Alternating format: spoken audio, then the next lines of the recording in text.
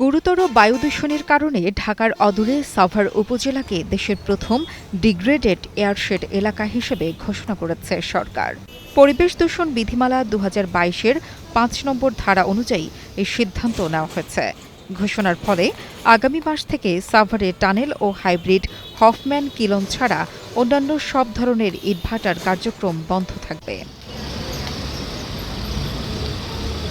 এছাড়া উন্মুক্ত স্থানে কঠিন বর্জ্য পোড়ানো এবং বায়ু দূষণকারী নতুন শিল্প কারখানা স্থাপনের জন্য পরিবেশগত ছাড়পত্র প্রদান নিষিদ্ধ করা হয়েছে।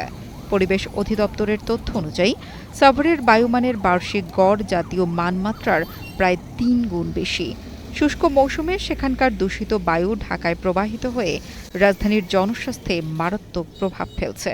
রোডের উপরে দেখেন কাজ চলতেছে, এরপরে দেখেন ময়লা একবার এই মাথা থেকে এই মাথা ময়লা, পানি কাঞ্জি, এরপর সামনে ইপিজেড পর্যন্ত যত ময়লা আবর্জনা রোডের উপরে। মানুষ আসা যাওয়া করতে না, বৃষ্টি হলে চলাফেরার খুবই অসুবিধা। এরপরে রোডের ধুলা বলে তারা পানি কাঞ্জি কিছু দেয় না, ঠিক আছে, তারা কাজ করে যাইতে আছে, কোনো পানি কাঞ্জি ছাড়ে না যে ভালো উঠুক, মানুষ সুস্থ মাথায় থাকুক, তারা কোনো পরিবেশ সুন্দরী করে না। ইটভাটায় যে বিষাক্ত ধোঁয়াগুলো, ওইগুলো হচ্ছে মূলত যে বিভিন্ন ধরনের কাঠ জ্বালানি দিয়ে যারা ইটভাটায় ইট তৈরি করে, এদের কারণে আমাদের পরিবেশটা আরও বেশি দূষণ হয়। কারণ এরা হলো গিয়ে আপনার নিয়ম মেনটেন করে চলে না, এক তো অবৈধভাবে চলে, তারপরে এরা আবার যেমন কিছু অসহায় মানুষদেরও বেশি ক্ষতি করে, কারণ এই সমস্ত ধোঁয়াগুলো যে কিন্তু পরিবেশ দূষণ হয়। আর এদের যে জ্বালানিগুলো সেগুলো নির্দিষ্ট জায়গায় ফেলে না। ধুলো বালু খুব বেশি, আমরা সকালে বাইরে হয়ে ধুলোর জন্য নিঃশ্বাস নেওয়া যায় না। বয়স্ক মানুষ আমাদের খুব অসুবিধা হয়। বসুন্ধরা টিস্যু, অশুদ্ধতার বিরুদ্ধে এক বিন্দুও ছাড় নয়।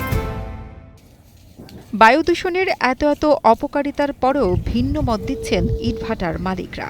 আমাদের সাভারকে মাননীয় পরিবেশ উপদেষ্টা ডিগ্রেডেড এয়ারশেড ঘোষণা করেছেন, আমরা এতে সাধুবাদ জানাই।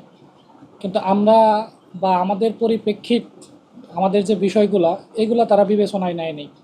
আমরা প্রতি বছরই আবেদন করি নবায়নের জন্য, এবং যদি কাগজে ডেট ফেল হয় সেটার জন্য আমরা দপ্তরে ঘুরতে ঘুরতে আমাদের পায়ের জুতা ক্ষয় হয়ে যায়।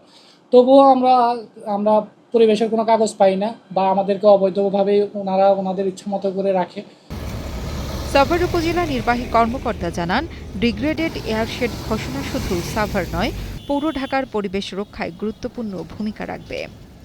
সাভারকে হলো যে পরিবেশ অধিদপ্তর কর্তৃক ডিগ্রেডেড এয়ারশেড ঘোষণা করেছে, এলাকা হিসেবে ঘোষণা করেছে।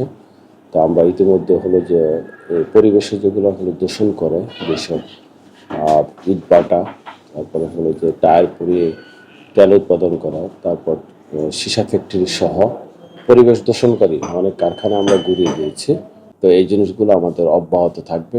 বছরে আমরা আশা করি যে সাভারে কোনো ইটভাটা যেগুলো অবৈধ, কোনো আগুন জ্বলবে না। পরিবেশের ভারসাম্য রক্ষার জন্য, পরিবেশ যাতে হলো যে একটি সুন্দর জায়গায় থাকে, মানুষজন যাতে হলো যে স্বস্তিতে বসবাস করতে পারে, সেই কারণে হলো যে আমাদের সকল প্রচেষ্টা অব্যাহত রয়েছে এবং ভবিষ্যতেও থাকবে।